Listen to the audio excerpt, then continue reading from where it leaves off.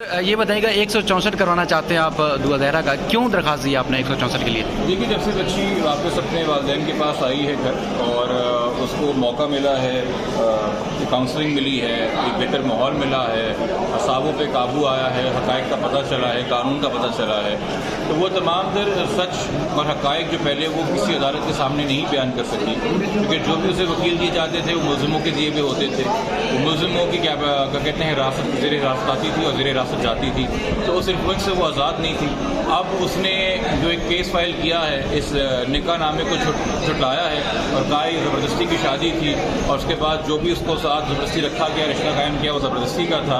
तो वो बहुत सारे हक़ाइक़ उससे जब से रिवील किए उस केस में, तो उसने ये जो मुलज़िमान इस केस के हैं इनके भी जराइम के हवाले से बहुत तफसील और इनके किरदार के हवाले से तफसील बताई है। उसको मद्देनज़र रखते हुए यकीनी तौर पर जो मेन ट्रायल केस है, क्रिमिनल केस है, ये हक़ाइक़ उसके भी रिकॉर्ड पर आना ज़रूरी है और उसका वाहिद तरीका है कि 164 का बयान बच्ची का कराया जाए। हमारा इस वक्त ये भी एक कहना है कि जो बच्ची का पहला 164 अप्रैल के महीने में पिछले साल लाहौर में हुआ था, वो एक तरीके से गैर मौसर है और गैर कानूनी भी आप कह सकते हैं, क्योंकि ना उस वक्त अदालत ने यह तय किया कि क्या ये बच्ची उम्र से कम है या उम्र से ज़्यादा है, क्योंकि माइनर का 164 अलग तरीके से होता है, मेजर का एडल्ट का अलग तरीके से होता है। दूसरा, जो बच्ची को वकील उस वक्त मुहैया किया गया, वो वकील मुलज़िमान का ना सिर्फ वकील था बल्कि अब वो खुद मुलज़िम भी है इस केस में, उसके वारंट निकले हुए हैं। तो ऐसे इंसान को कैसे आप कह सकते हैं कि वो बच्ची का बयान करवाए? और तीसरा ये कि अब मटीरियली डिफरेंट फैक्ट्स बच्ची जो है सामने लेके आ रही है। अब कुछ लोग इस पर सवाल करेंगे कि जी बच्ची का दूसरा 164 बयान कराने की जो एक दरख्वास्त जो है वो ज़हीर मुलज़िम ने भी दी थी,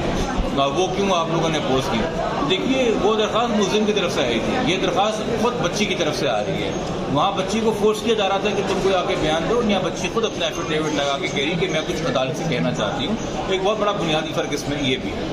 अच्छा, इसमें बेशुमार और जो डिक्लेरेशन वाला दरख्वास्त थी उसमें काफ़ी और चीज़ें भी बच्ची ने बताई, जिसमें और कुछ मुल्ज़मान के नाम भी हैं, तो उनका क्या किरदार ट्रायल में सामने आ सकता है? 164 के बाद उनके खिलाफ वही मुलज़मान है जिस वक्त इस केस में इश्तिहारी हैं, एक्सकाउंटर हैं, और आज अपडेट आया है पुलिस की तरफ से कि जी उन्होंने परमिशन ले ली है पंजाब जाके उनको गिरफ्तार करने के लिए।